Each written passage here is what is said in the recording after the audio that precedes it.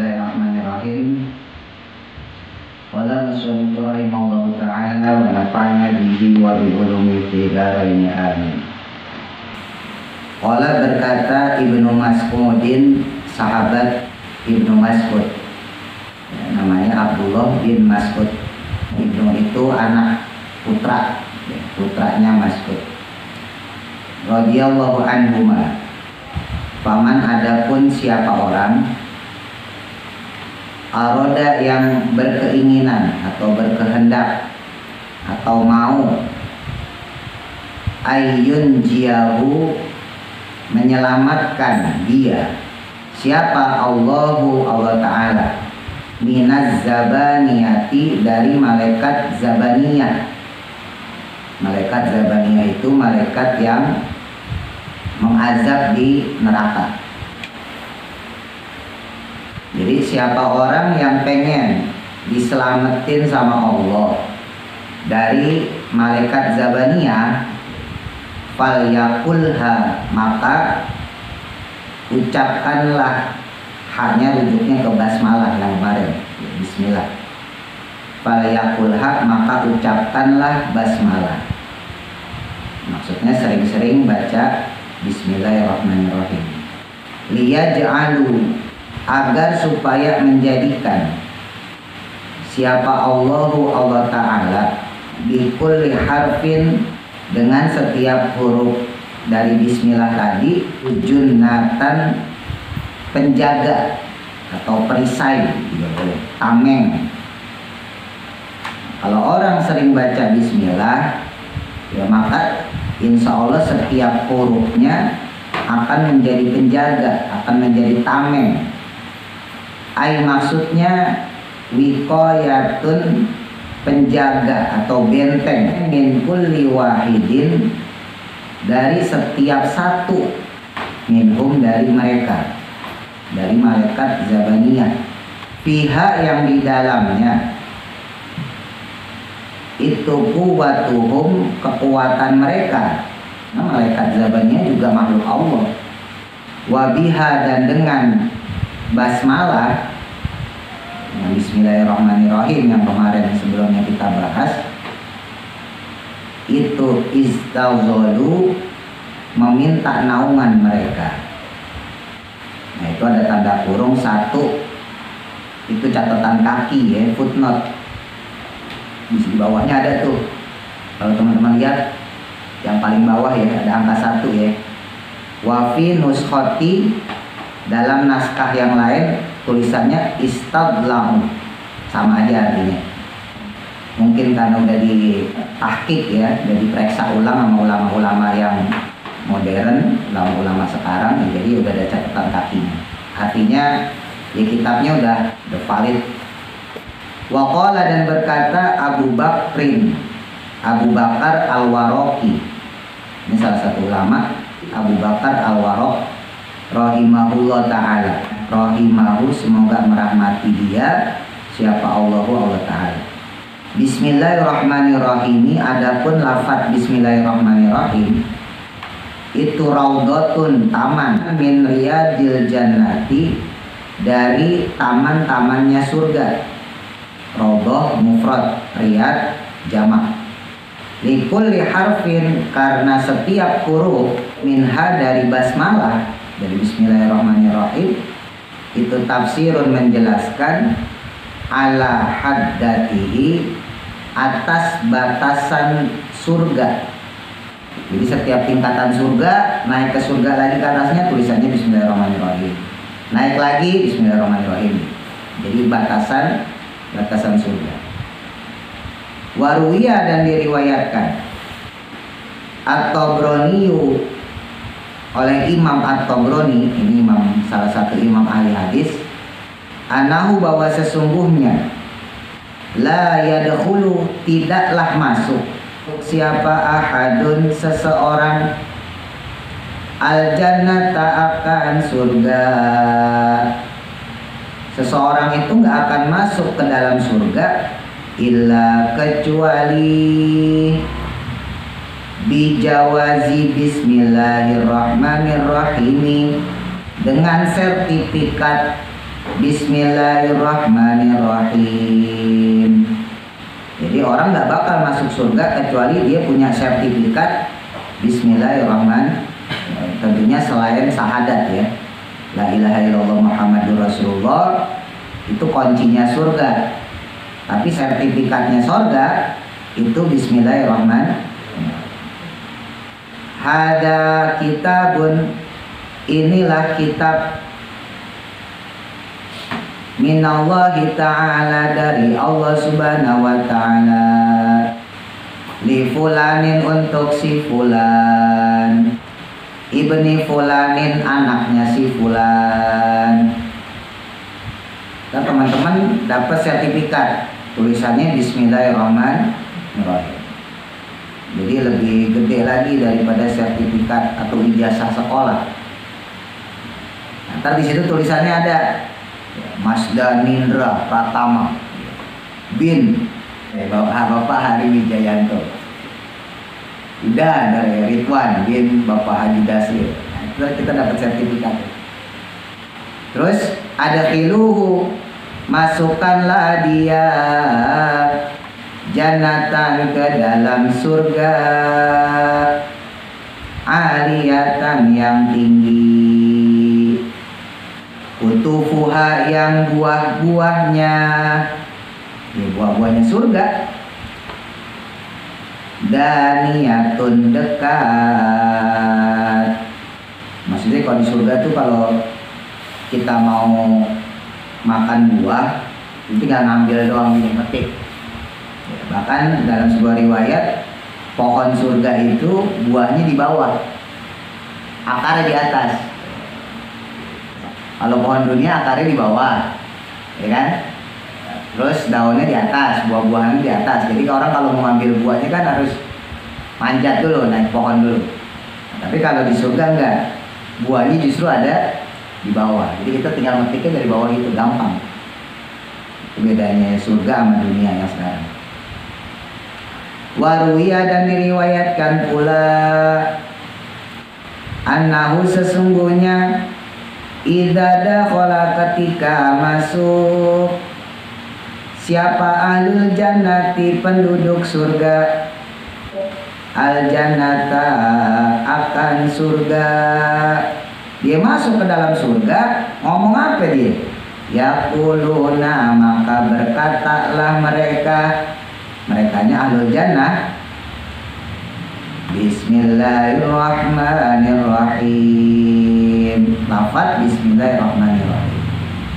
Alhamdulilladzi shadaqana, alhamdu, adapun segala puji, alladzi shadaqana, akan zat yang telah menunaikan pada kami, wa'dahu, akan janjinya. Kita baca bismillah, terus kita baca juga alhamdulillah. Wa aurasana, dan memberikan kami al-ardo, akan tanah surga, natabawa'u, yang kami ambil, minal jannati, dari surga,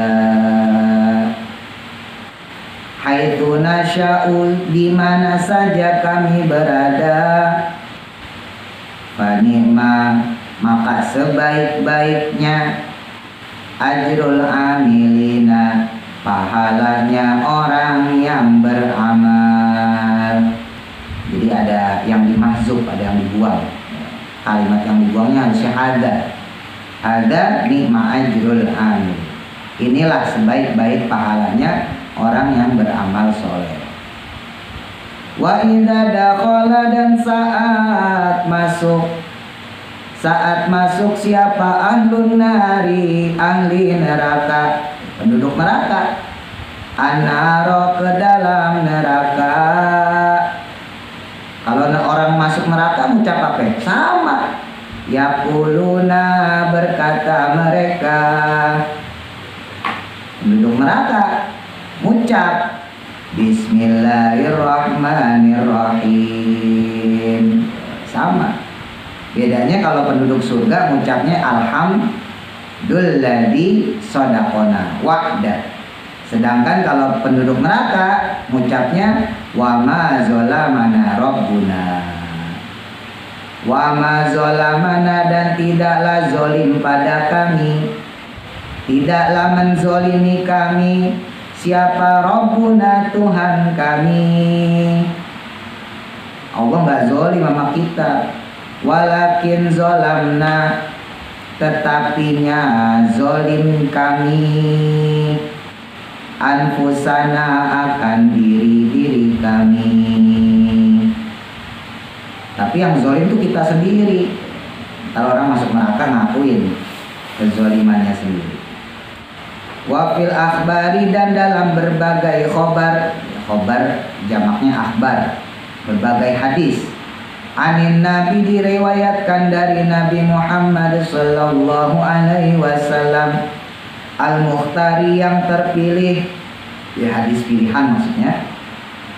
Annahu, bahwa sesungguhnya Nabi sallallahu alaihi wasallam qala, berkata beliau, Lailatul Riyabi, pada malam aku diisrokan, atau pada malam isro'nya aku, Isra Mi'raj ya maksudnya, ila samai, ke langit. Pada malam aku diperjalankan oleh Allah, Isra Mi'raj maksudnya, ke langit. Urido, diperlihatkan, alaiya, padaku, apa jami'ul jinani, bukan tak tuh, itu tak ya, ganti titik satu, bukan jinati, jinani. Ya tak juga boleh sih, jadi jamak ya. Jami'ul jinani boleh, atau jami'ul ati boleh, jadi muannas. Seluruh surga-surga, mufradnya jannah. Fara'aitu, maka melihat aku, fiha, di dalam surga. Terus aku melihat, kata Nabi, di dalam surga, arba'ata anharin, akan 4 sungai. Aku melihat di dalam surga ada 4 jenis sungai. Nahrun, adapun sungai yang pertama, itu min ma'in, dari air, goiri asinin, yang tidak asin, tawar maksudnya. Wa nahrun, adapun yang kedua sungai, atau sungai yang kedua, itu min labanin, dari susu, lam yataghayyar, yang tidak berubah, apa ta'muhu, rasanya. Yang kedua, ada sungai yang airnya kayak susu, yang gak berubah rasanya. Kalau susu kan bisa ada luar, susu juga basi, 4 jam juga udah basi udah. Tapi kalau di surga susunya gak ada basinya. Wanaru, dan adapun yang ketiga sungai, ya, sungai yang ketiga itu min khomrin, dari khomer, ladzatin, yang lezat, ya, dari arak tapi kagak mabok. Beda sama khomer dunia. Kalau khomer dunia bikin mabok, tapi kalau khomer surga dia kagak bikin mabok. Lisyaribina, bagi orang yang meminumnya, enak banget lah. Wanahrun, dan adapun yang keempat sungainya, sungai yang keempat itu min asali, dari madu, musofan, yang menyehatkan. Terus yang keempat sungainya airnya dari madu, yang menyehatkan. Kama qala, sebagaimana berfirman Allah Ta'ala, Allah Subhanahu wa Ta'ala, fil Qur'ani, di dalam Al-Qur'an, fiha, di dalamnya, itu anharun, ada berbagai sungai, min ma'in, dari macam air. Al-ayah. Fakultu maka aku berkata. Siapa yang berkata? Nabi Muhammad. Kan ini lagi cerita Nabi Muhammad. Enggak baik. Fakultu maka berkata aku li Jibril kepada malaikat Jibril. Terus aku bertanya pada malaikat Jibril, min aina, dari mana, taji'u, mengalir sungai atau datangnya sungai. Airnya ini dari mana malaikat Jibril? Wa ila aina, dan kemana, tazhabu, perginya. Terus ini air sampai mana? Apa mengalir sampai jauh Bengawan Solo? Bukan.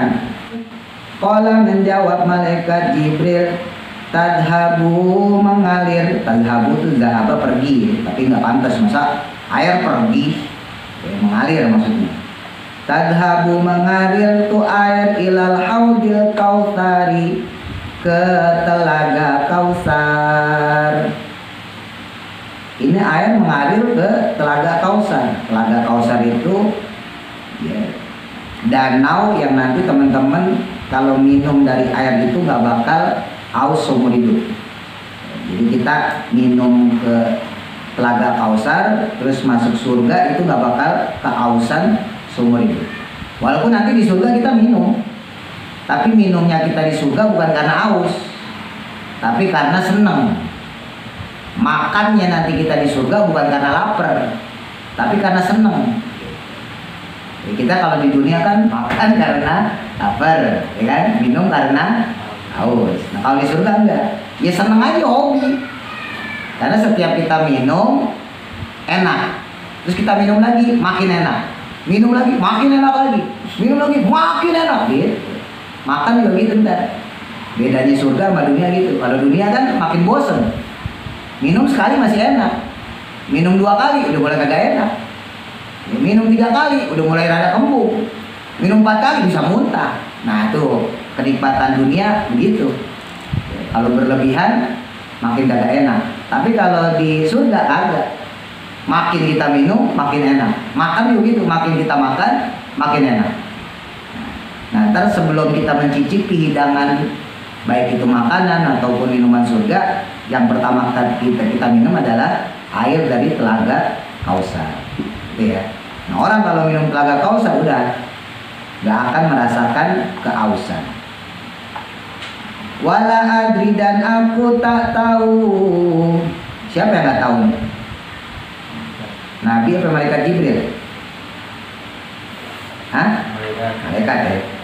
Aku nggak tahu min aina taji'u, dari mana datangnya.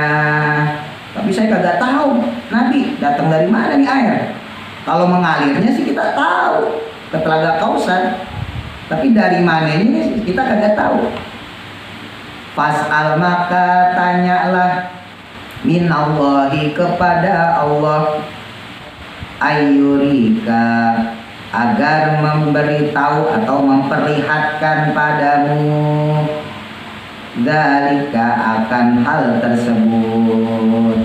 Kata malaikat Jibril, ya udah coba aja tanya sama Allah, supaya Allah memperlihatkan kepadamu dari mana sini air kok bisa berbeda-beda ini. Pada maka berdoalah. Siapa yang berdoa? Nabi. Maka berdoalah Nabi Rabbahu, akan Tuhannya, ya maksudnya pada Allah. Faja'a, maka datang siapa malakun, satu malaikat. Terus tiba-tiba datang satu malaikat. Fasalama, maka mengucap salam. Malaikat itu mengucap salam alaihi, kepada Nabi. Sumaqala, kemudian berkata. Siapa yang ngomong? Malaikat tadi.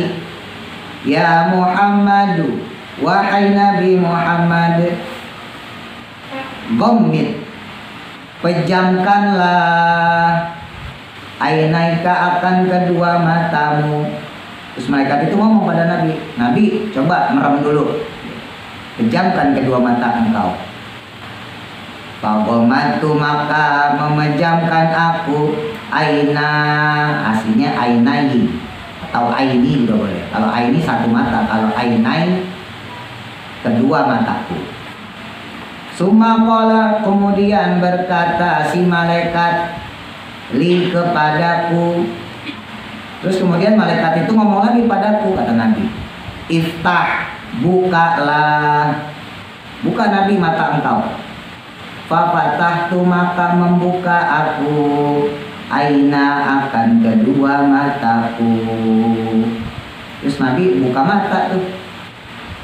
Faidan ana maka tiba-tiba aku itu indah sajaratin berada di sisi sebuah pohon. Kata Nabi, tiba-tiba aku berada di sisi sebuah pohon. Wara'aitu dan melihat aku kubatan akan satu kubah min durratin dari permata. Intan, permata, mutiara sama aja durrah. Baydain yang putih. Terus tiba-tiba aku berada di samping sebuah pohon. Terus aku melihat sebuah kubah yang putih berkilauan, ya, terbuat dari intan mutiara. Walaha dan padanya itu babun ada satu pintu min dahabin dari emas, ahmaro yang merah. Emasnya emas merah bukan emas kuning, lebih mahal. Kalau emas kuning kan lebih murah ya, emas merah bukan emas putih juga.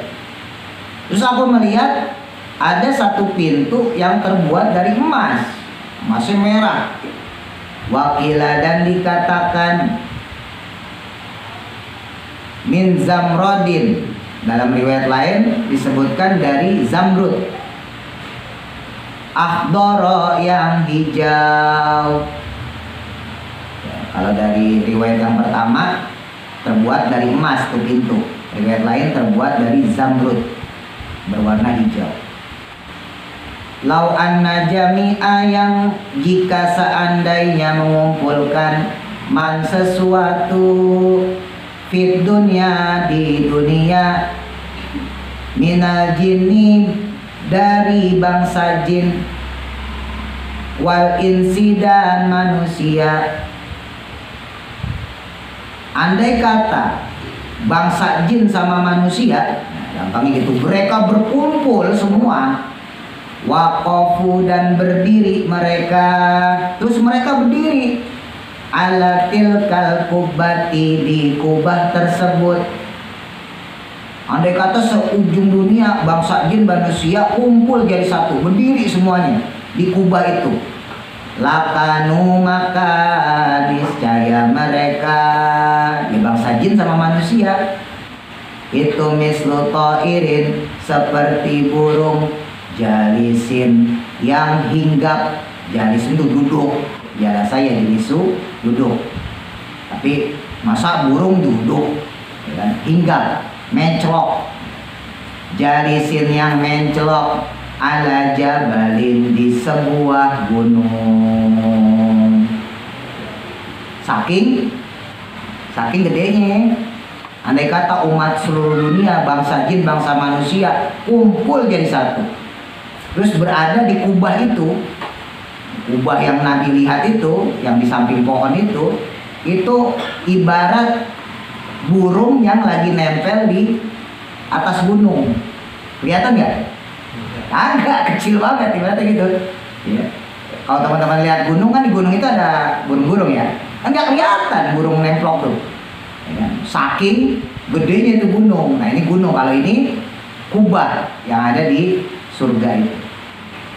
Aukurata atau jarum ulkiyat yang dilempar fil bahri ke dalam lautan, atau seperti jarum yang dilempar ke dalam lautan. Jadi saking kecilnya.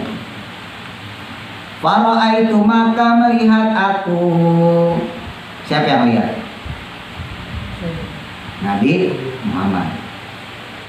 Hadhil anharo akan ini sungai al-arba'ata yang 4. Nah ternyata saya lihat tuh 4 sungai tadi itu tajri mengalir. Tajri berjalan tapi maksudnya mengalir.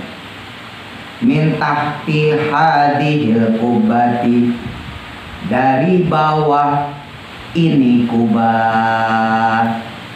Oh ternyata sumbernya dari kubah tersebut ya. Sungai yang rasanya macam-macam. Apa tadi rasanya? Pertama kagak asin, tawar. Terus yang kedua rasanya susu. Yang ketiga arak. Yang keempat madu. Oh ternyata berasal dari kubah ini. Falama aradtu, maka tatkala aku mau an arji'a untuk kembali. Terus saat aku mau kembali, kata Nabi, qala berkata li padaku, berkata padaku, siapa al malaku malaikat, satu malaikat tadi, lima la tadkhulu, kenapa tidak masuk kamu al-kubata akan kubah. Ya, maksudnya masuk ke dalam kubah. Nabi, engkau nggak mau masuk ke dalam kubah? Emang nggak penasaran? Tahu aja ya malaikat ya. Kan nggak sih penasaran ya? Mungkin Nabi sungkan orangnya. Emang kayak kita nyelonong-nyelonong. Ditawarin malaikat. Nabi emang nggak mau masuk ke dalam kubah tuh? Nggak penasaran apa ya? Fakultu maka aku berkata, kata Nabi, kaifa adkhuluha, bagaimana aku bisa masuk ke dalamnya, wa ala babiha, sedangkan pada pintunya itu kuflun, tergembok. Apa tergembok? Enak banget. Terkunci. Kuflun itu gembok. Kalau kunci kan anak kunci ya. Kalau kuflun itu gembok. Yalah, terkunci lah. Min dahabin, dari emas. Kuncinya aja gemboknya dari emas. Sorga, mau rumah kita. Rumah kita boro-boro di gembok. Dari gembok kalau ada namu itu, siapa yang mau nyolong? Wa kaifa, dan bagaimana aftahuhu, aku membukanya. Gimana saya bisa bukanya? Saya kagak tahu, itu digembok. Qala berkata si malaikat, menjawab maksudnya, li kepadaku, fiyadika, pada tanganmu. Nabi, itu di tanganmu, itu miftahu, kuncinya. Dan Nabi itu di tangan engkau kuncinya tuh.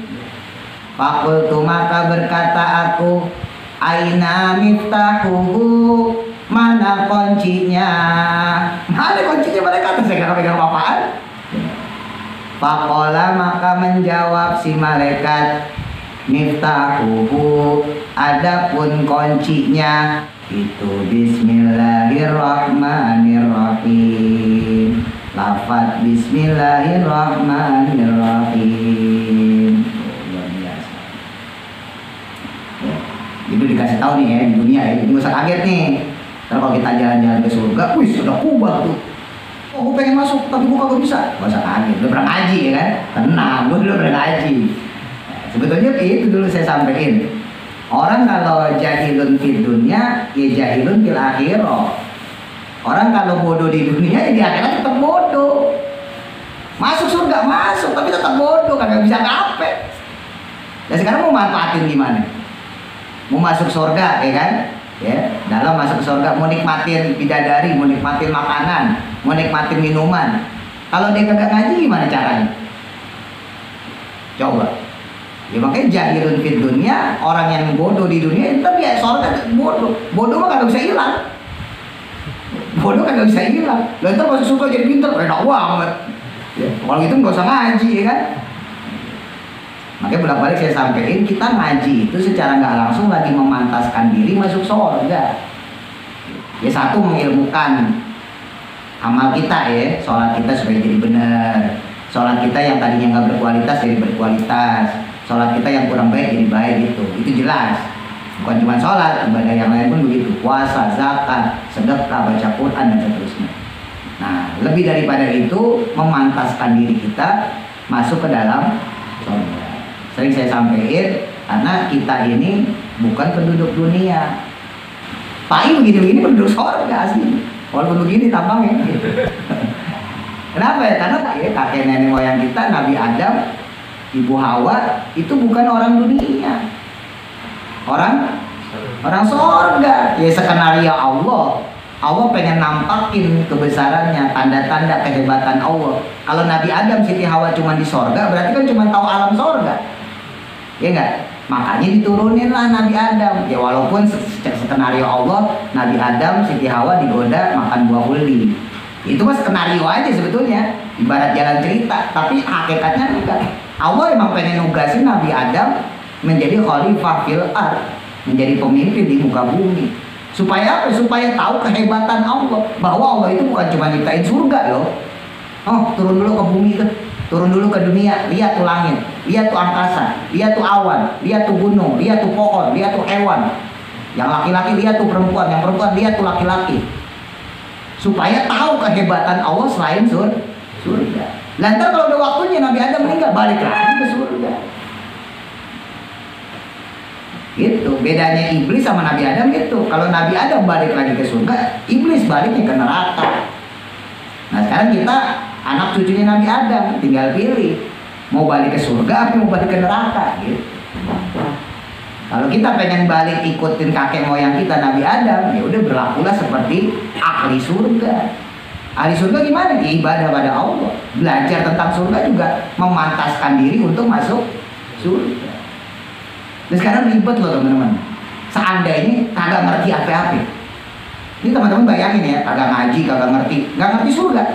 Dimasukin surga orang rajin ibadahnya, sholat rajin, ya kan, nurut sama orang tua, sedekah. Tapi bodoh, kagak bisa apa-apa, kagak ngerti. Masuk ke surga itu malaikat juga ribet ngajarinnya. Ya enggak? Ribet loh. Gimana caranya memanfaatkan makanan surga, bagaimana memanfaatkan minuman surga. Termasuk nih kayaknya nanti ditampakin kubah. Nanya mulu. Begitu. Oh, sama malaikat tanya mulu.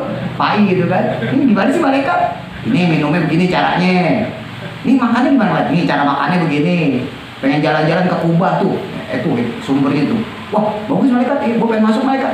Masuknya gimana malaikat? Nanya lagi. Ribet ya?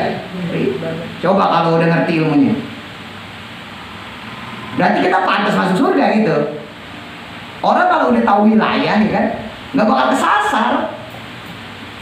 Mas Andi misalnya gitu yang orang Jakarta kerja di Cirebon, tapi kan udah tahu wilayah Cirebon, sekalipun 10 tahun kemudian kagak pernah ke Cirebon, satu saat ke Cirebon masih hafal.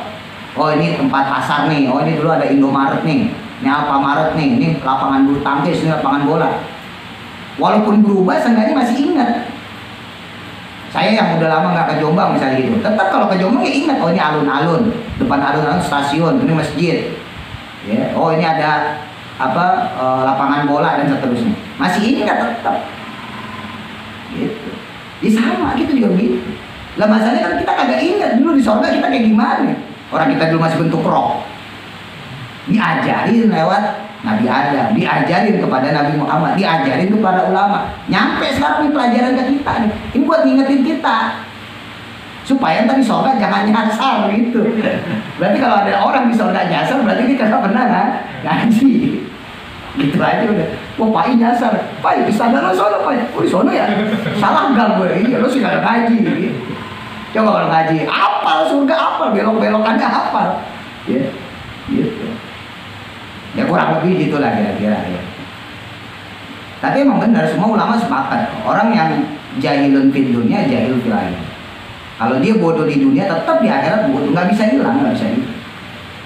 Ya orang yang pinter di dunia ya di akhirat juga pinter. Pinternya kenapa? Karena dia belajar.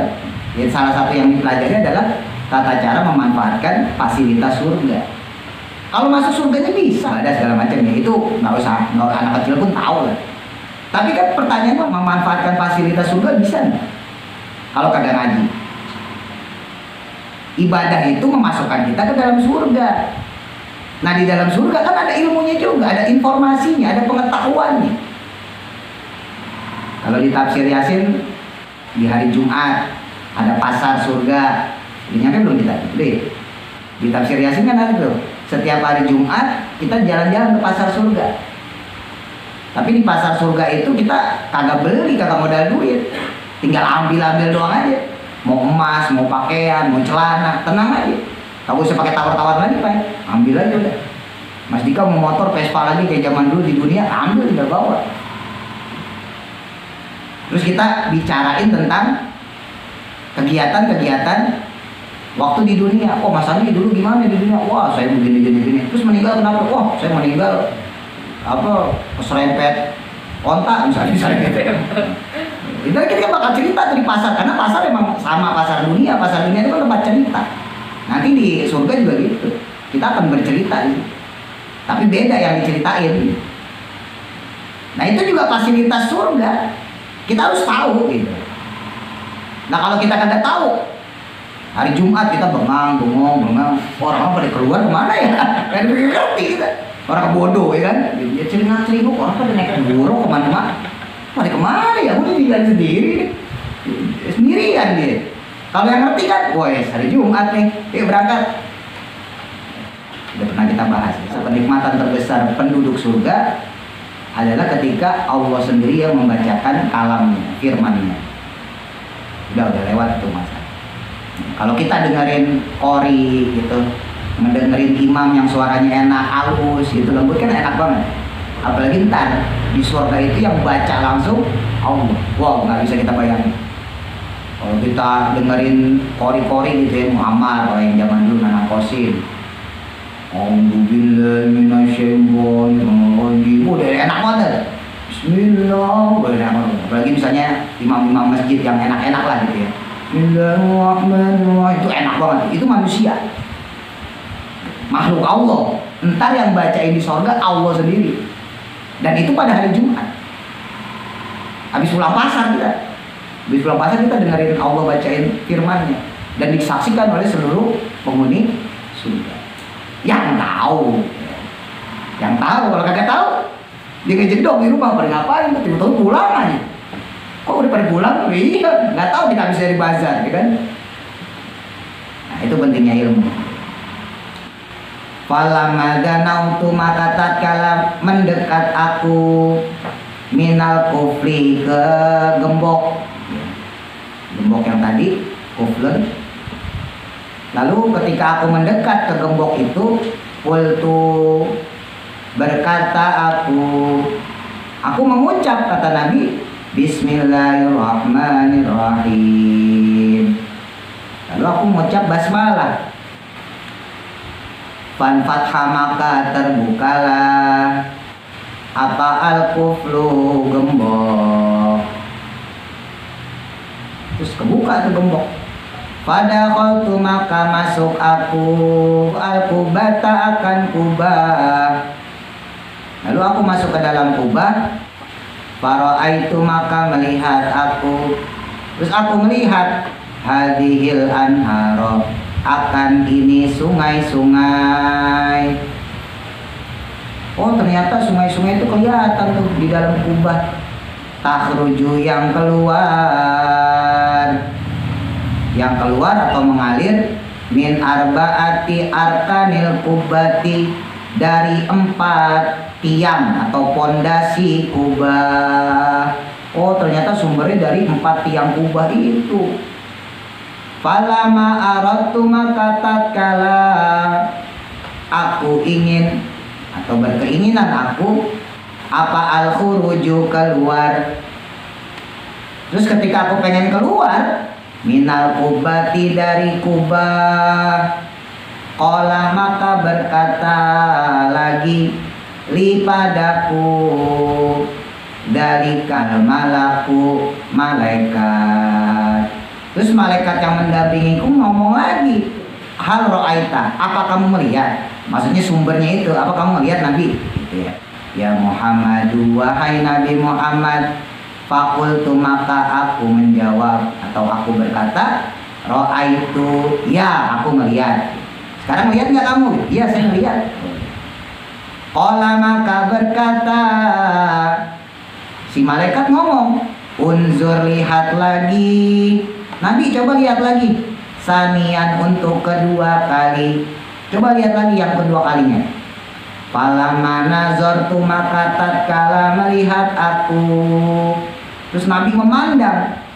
Ro'aitu, melihat aku. Maktuban, sebuah tulisan. Terus ketika aku ngelihat lagi, negesin kalau bahasa kita, oh ada tulisan. Ala arbaati arkanil kubati, pada 4 tiang atau pondasi kubah tersebut. Ternyata tertulis di 4 tiang tadi yang menjadi sumber itu sungai, rasanya lain-lain. Tertulis apa? Bismillahirrahmanirrahim. Ada tulisan Bismillahirrahmanirrahim. Wa ra'aitu, dan melihat aku, nahrul ma'i, akan sungai yang airnya tawar, yajri, mengalir, min mimi bismi, dari huruf mimnya bismi. Bismillah kan ada bolongannya gitu ya. Kalau kita tulis kan bismi, nah itu ada bolongannya nih, keluarnya dari sini ya. Jadi gak usah kaget ya sekarang ya. Kalau di sana udah tahu. Wah, keluar dari sini, biasa aja gue tahu. Udah ngaji gue dulu. Gak usah kaget jadi. Tapi ya kenikmatan surga itu wala ainun ra'at, ya, wala udunun sami'at, wala khatrin fil qalbil basyar.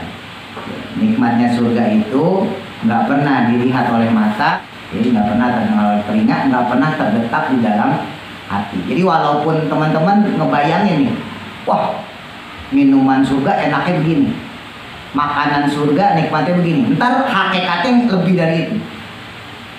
Jadi kalau teman-teman bayangin, wah nikmatnya madunya surga begini, nikmatnya susunya surga begini, itu bayangan kita ya. Ntar aslinya di surga itu jauh lebih nikmat.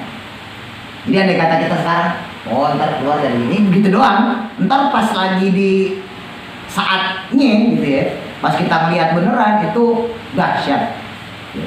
Kita bakal terkagum-kagum, tetap terkagum-kagum. Nggak mungkin, oh kayak gitu, kagak, nggak mungkin. Tetap kaget, buat begitu. Karena hebatnya surga di situ.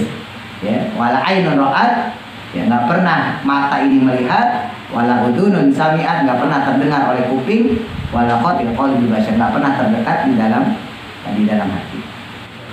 Terus wanahrul labani, dan adapun sungai susu.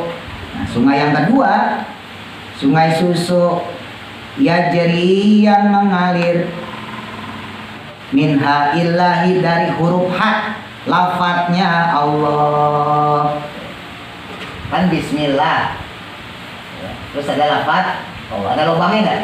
Ada lubangnya, keluar lagi. Sungai yang kedua.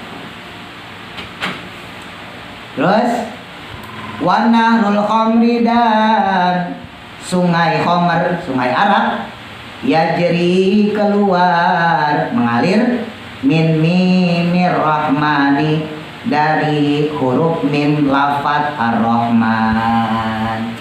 Bismillahirrahmanirrahim. Ada bundarannya nggak? Udah, keluar lagi. Terus wanarul asali, dan sungai madu, yajri, mengalir, min mimir rahimi, dari huruf mimnya lafadz ar-rahim. Pas ya. Terus lafadz ar-rahim. Ada bundarannya nggak? Enggak ya. Keluar lagi. Jadi ketahuan, oh sumbernya berarti dari lafadz Bismillahirrahmanirrahim. Fa'alim tu maka taulah aku, maka aku mengetahui anna asla hadhil anhari, bahwa asalnya ini sungai-sungai, asalnya sungai-sungai ini al-arba'ati yang 4, minal basmalati dari lafaz bismillah. Baru dia aku tahu bahwa sungai-sungai tersebut berasal dari lafaz bismillah. Faqala, maka berfirman Allah Ta'ala wa subhanahu wa ta'ala, ya Muhammadun wahai Nabi Muhammad, man adapun siapa orang dakaro yang berzikir, ya, maksudnya mengingat, fi itu aslinya fiya, fi itu padaku maksudnya, bihadihil asma'i dengan asma-asma ini, dengan lafaz-lafaz isim ini, ar-Rahman ar-Rahim, min ummatika dari umatmu, waqala dan berkata atau mengucap, biqalbi dengan qalbu, dengan hati, khalisin yang ikhlas, dizikir ar-Rahman ar-Rahim, ar-Rahman ar-Rahim, ya, mengucapnya dengan ikhlas, mengucap bismillahirrahmanirrahim, saqaituhu maka aku akan beri minum dia, min hadhil anhari dari ini sungai-sungai, al-arba'ati yang 4. Sering-sering zikir bismillahirrahmanirrahim, walaupun nggak mati laku ya. Orang rata-rata zikir itu kan subhanallah, alhamdulillah, tapi sekali-kali. Jadi namanya sunnah, kalau emang nggak bisa tiap hari, nggak bisa setahun sekali, minimal seumur hidup sekali. Ya sunnah-sunnah kayak gini memang jarang ya. Jarang orang zikir bismillahirrahmanirrahim, bismillahirrahmanirrahim, jarang. Tapi kalau bisa teman-teman sekali-kali, kapan ada momen, yaudah zikir dengan bismillahirrahmanirrahim 100 kali atau 33, terserah lah. Pokoknya seumur hidup minimal sekali lah. Jangan sama sekali nggak pernah baca zikir yang disunahin sama Nabi, apapun ya, mau subhanallah, bihamdihi, subhanallahil azim, mau itu hasbunallah. Pokoknya kalau bisa dalam seumur hidup minimal aurat-aurat ya, wirid-wirid yang diajarkan oleh Nabi, termasuk ini bismillah. Kalaupun memang kita nggak bisa dawamin setiap hari, minimal seumur hidup sekali. La haula wala quwata gitu. Jadi jangan cuma subhanallah habis sholat itu, jangan cuma subhanallah, alhamdulillah, Allahu akbar. Itu bagus. Tapi yang lain kan juga banyak. Nabi kan nggak ngajarin itu doang. Ya kan? Hasbunallah juga diajarin Nabi. Ya kan? Subhanallah bihamdihi juga diajarin Nabi. Banyak lah ya. Nah, kalau bisa aurat-aurat atau wirid-wirid zikir-zikir yang diajarin Nabi tadi, minimal seumur hidup kita ngerasain sekali. Termasuk bismillah ini. Wa min fawaidiha, dan dari faedah-faedahnya. Faedah di sini maksudnya suku kata. Annaha, bahwa sesungguhnya dia, lafaz basmalah itu arba'u kalimatin, ada 4 kalimat. Wadunubu, dan adapun dosa-dosa itu arba'atun, ada 4 juga.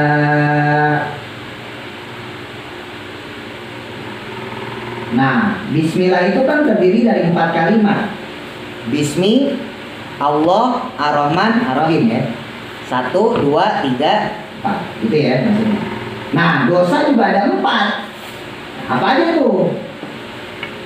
Yakni dunubun, 1 dosa, bilaili, pada malam. 1 dosa kita di malam hari.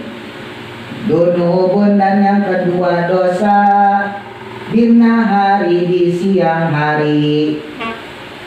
Malam kita bikin dosa, siang kita bikin dosa.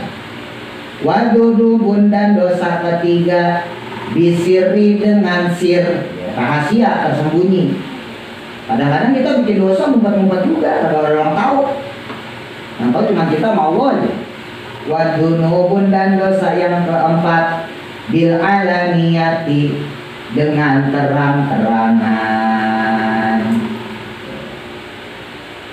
Jadi dosa kan ada 4 jenis juga.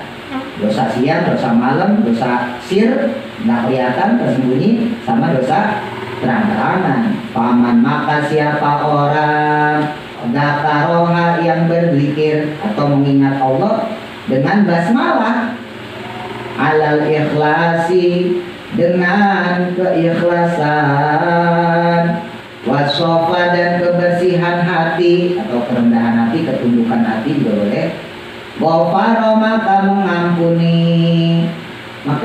mengampuni siapa Allah Ta'ala, Allah Subhanahu wa Ta'ala, lahu baginya, diampuni sama Allah, adzunuba akan berbagai dosanya. Kalau berbagai pokoknya jim aja ya, jim itu jamak.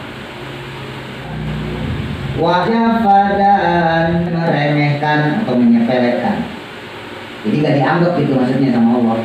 Allah akan mengampuni dosa-dosanya dan juga akan menyepelekannya. Maksudnya meremehkan, cuma dosa kecil, bukan dosa besar ya. Kalau dosa besar berarti durhaka pada orang tua, musyrik. Ini dosa-dosa kecil. Dosa-dosa kecil ya berarti kita bohongin teman, gitu ya, bisa sama teman jahil dan sebagainya. Wa fadailuha dan adapun keutamaannya basmalah itu kasiratun banyak. Masih banyak lagi keutamaan basmalah. Afratuha yang aku sendirikan atau aku khususkan fadilah tersebut, fadilah basmalah di majlisin dalam satu majlis mustaqilin yang tersendiri. Saya udah bahas sendiri tentang fadilah basmalah kata pengarang kitab ini di kitab Tuhfat Ikhwani, pada kitab Tuhfatul Ikhwan.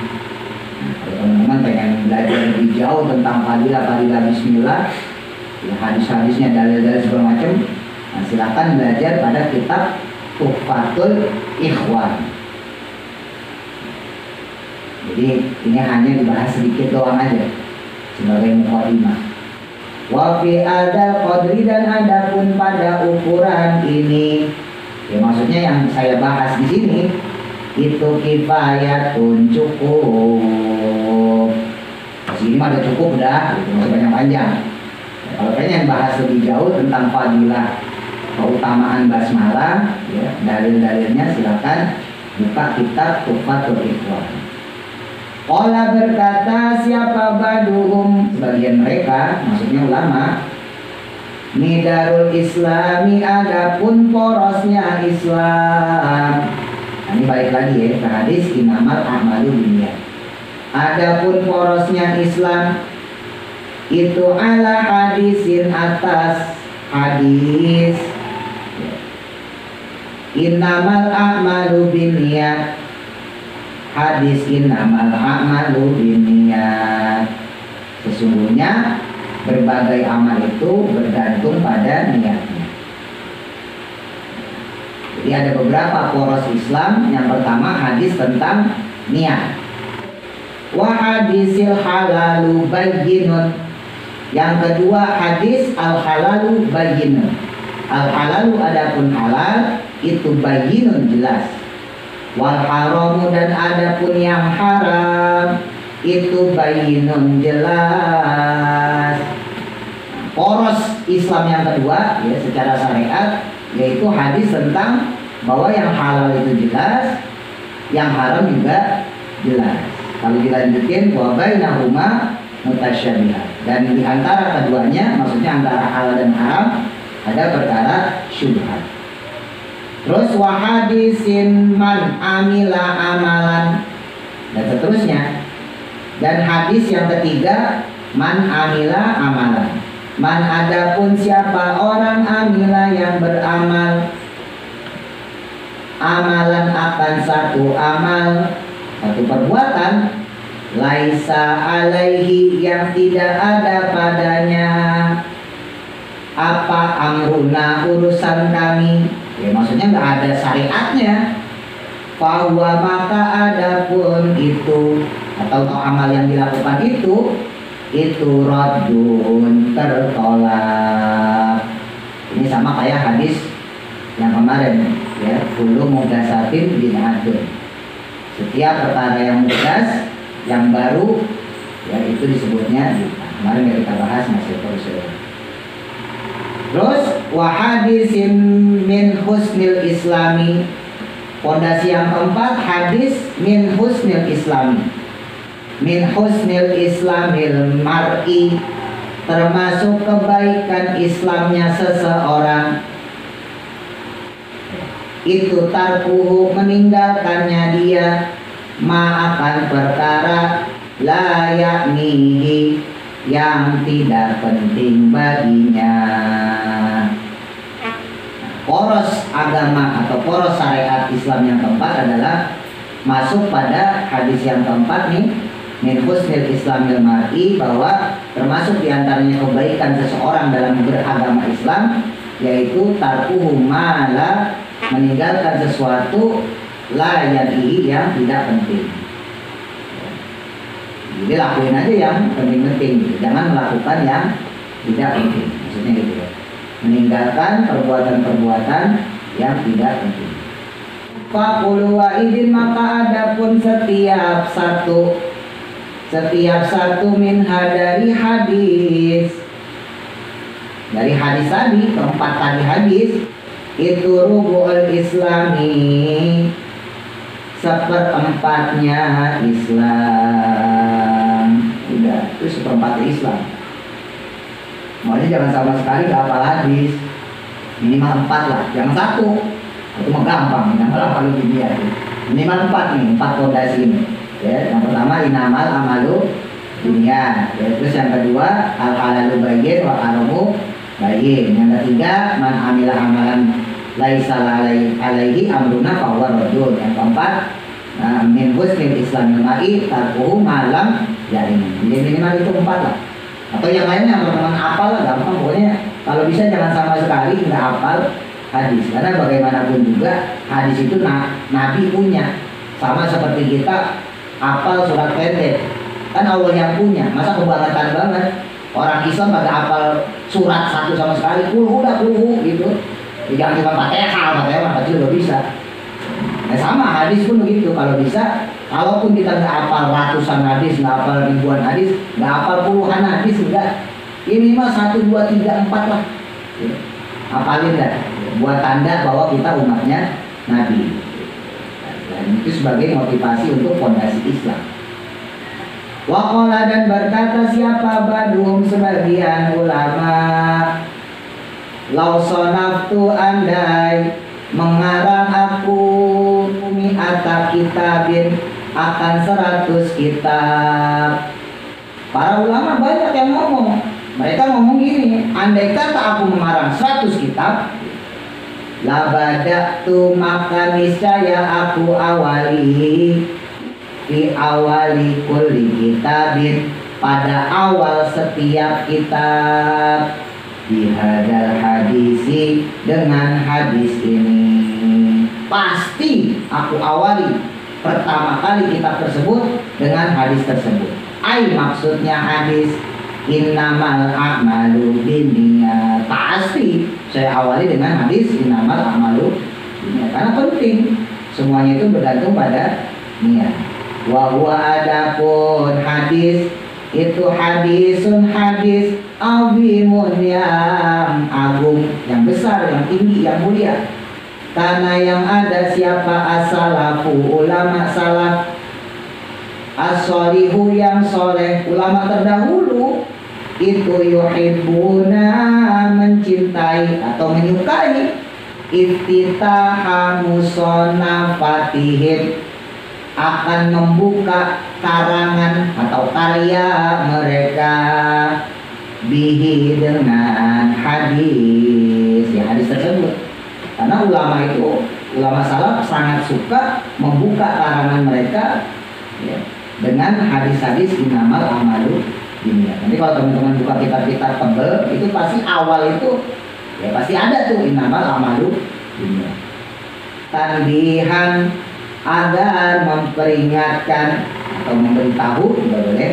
Litoribi pada murid, pada kita nih santri, ala husni niati, atas pentingnya bagusnya niat. Karena untuk ngingetin kita, untuk ngasih tahu kita bahwa niatnya harus benar dulu. Ngaji ya harus niatnya benar karena mencari ridho Allah. Perkara ntar Allah mudahin urusan kita, kerjaan dikasih gampang, ya bisnis dikasih lancar, dagangan dikasih laris, itu urusan nomor sekian lah. Yang penting niat pertama harus tetap karena ridho Allah. Gitu. Nah itu yang disebut husni niat. Ya, jadi dengan kebagusan, ketulusannya. Wahtimamihi dan pentingnya dia si tolib, si murid kita, santri, bidzalika dengan hal tersebut, maksudnya dengan husni niat, dengan niat yang bagus. Wali anaha karena sesungguhnya niat atau kebaikan berniat itu min ajli amalil qulubi, sebagian semulia-mulianya amalnya hati, amalnya kolbu. Karena niat yang bagus itu ya udah teman-teman udah dapat separuh kebaikan dari kolbu. Ya nanti ada lagi kebaikan kolbu lain ya. Selain dari bagusnya niat nanti ada ikhlas, ada nggak pamer, nggak sombong gitu ya. Nah, itu kan udah macam-macam tuh. Tapi kalau udah niat ikhlas aja, udah karena lillahi ta'ala, karena Allah aja, itu udah dapat separuh kita. Ya syukur-syukur ntar kita kagak pamer, kagak riak, kagak ujub, kagak sombong. Oh berarti full itu. Ya kulub kita, kolbu kita bersih, bagus semua. Ya minimal itu, niatnya aja. Perkara kemudian kita jadi sombong, perkara kemudian kita jadi takabur, riak dan sebagainya itu urusan belakangan. Seenggaknya separuh kolbu kita udah keisi dengan kebaikan. Maksudnya gitu. Wa ta'atu dan sebagian ketaatan. Juga termasuk juga sebagian ketaatan kita pada Allah. Al-muta'alliqatu yang berhubungan biha dengan kolbu, wa alaiha dan pada kolbu, dan pada kolbu itu juga itu midaruha porosnya niat. Ya, kan di dalam kolbu itu juga sumber niat kita. Bagus niat kita dalam beramal, beribadah, termasuk ngaji, belajar dan sebagainya, maka itu juga akan mewarnai wujud implementasi kita, wujud keseharian kita, wujud amal ibadah kita. Ya, jadi kalaupun teman-teman misalnya gitu ternyata nggak berhasil, nggak pinter, nggak paham, nggak ngerti, tetap agak bisa baca kitab kuning. Ya minimal udah dapat kebagusan niat. Jadi nggak nol amat. Jadi jangan sampai udah baca kitab kagak bisa, bahasa Arab kita nggak paham-paham, ya kan? Ya maksudnya kitab itu kagak ngerti, ya kan? Pokoknya jeblok lah, gitu ya. Ditambah niatnya juga nol ya, itu rugi semua. Paham gitu ya? Jadi rugi semua, kagak dapat sama sekali.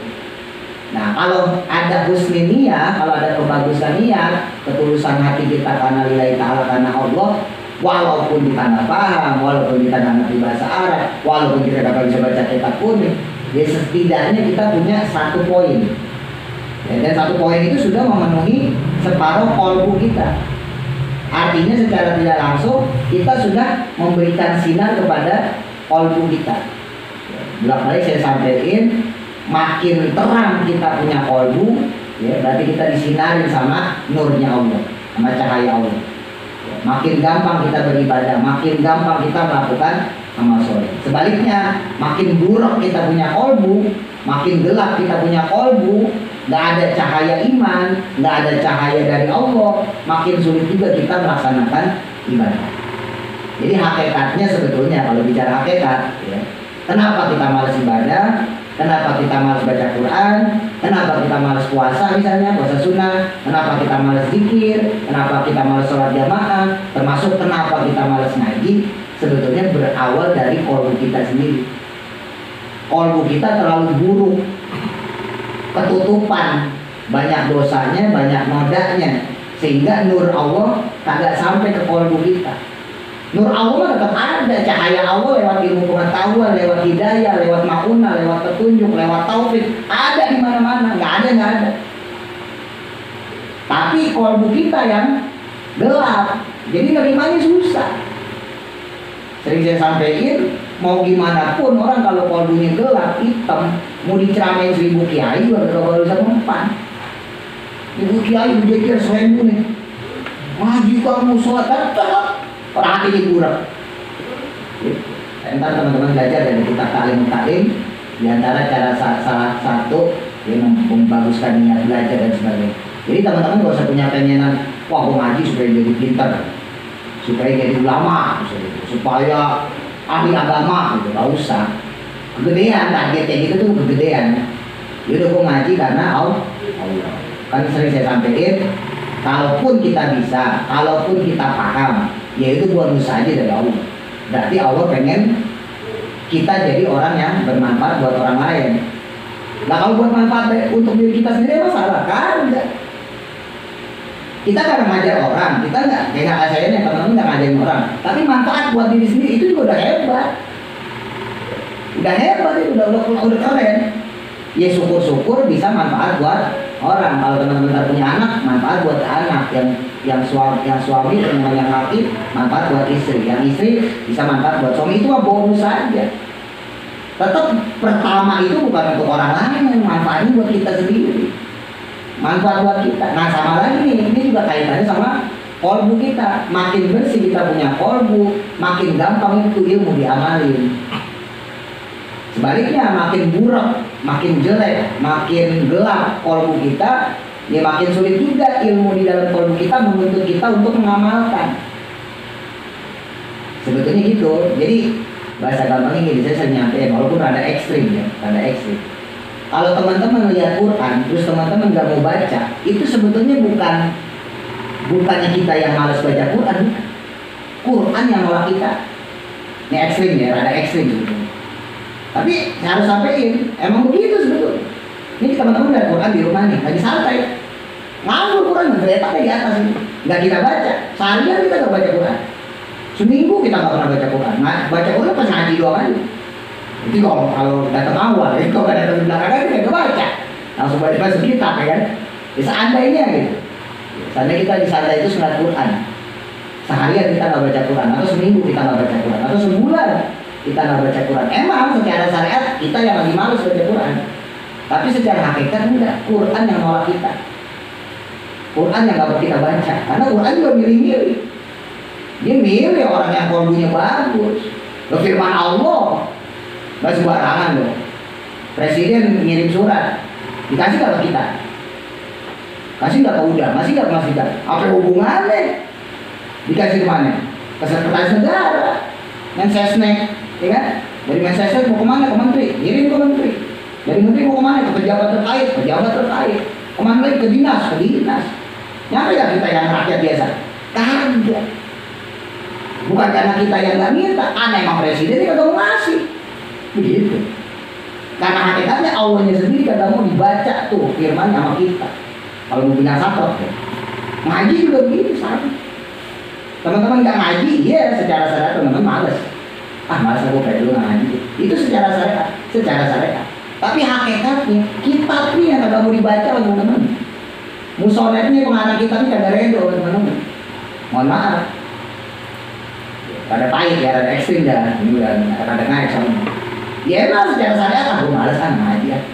Secara syariat, aku malas di rumah aja istirahat atau gue lagi sakit. Itu secara syariat, ya nggak masalah. Tapi secara hakikat enggak. Secara hakikatnya pengarang kitabnya yang kagak redo dibaca sama kita. Ilmunya yang kagak mau dimasukin ke dalam kolbu kita, itu hakikatnya gitu sih. Karena ulama-ulama itu sering saya sampaikan, ngarang kitab itu kan gak sembarangan. Emang kayak kita tulis bikin buku, atau emang kayak bikin skripsi ya kan, ajuin gitu, selesai, sidang salah-salah ya kan. Kadang nggak lulus aja masih bisa revisi kan, revisi, tau-tau sudah. Emang kayak gitu kagak. Namanya kita bikin skripsi kagak ada make. Yo Mas Andi deh, saya hebat-hebat skripsi, Mbak Dewi misalnya, udah, masuk saya lah. Ada nggak yang pakai orang? Enggak ada fungsinya kan? Sebab ya nggak ada riadonya gitu loh. Skripsi kita kan nggak ada riadonya, orang bikin aja ngebut. Siapa yang mau baca ya kan? Baca kita doang gitu. Jangankan orang lain, teman kita juga. Jangankan orang lain, mungkin pembimbing kita sendiri. Wah, kepolisian itu pokoknya jelasin kayak gitu doang. Tapi ulama, karya nih, misalnya contoh nih kita ngajar di susah ini. Dari beliau bikin karya beliau sampai sekarang ngajiin di pesantren-pesantren, di ngajiin di masjid-masjid, dipelajarin, nggak puluhan, nggak ratusan, ribuan, mungkin jutaan orang dari zamannya sampai sekarang. Orang yang udah meninggal, ilmunya tetap bermanfaat. Kenapa? Karena waktu mengarangnya juga pakai riado, nggak salah-salah, pakai puasa, pakai zikir, pakai wirid. Jadi secara nggak langsung beliau-beliau yang mengarang kitab ini yang mendoakan, ya Allah, yang pengen belajar kitab saya, pengen mempelajari ilmu tentang hadis Nabi Arba'in Nawawi yang disyarahkan di majelis sana, mudahkan. Itu didoain dulu Pak. Saya bisa ngerasain itu. Saya pribadi ketika ngajar nggak mungkin ulama tuh nggak ngedoain orang yang belajar kitabnya. Orang saya pribadi yang bukan ulama aja itu selalu doain. Saya doain murid-murid saya, ya termasuk jamaah, termasuk teman-teman, saya doain. Walaupun nggak saya sebut satu-satu ya, satu-satu repot.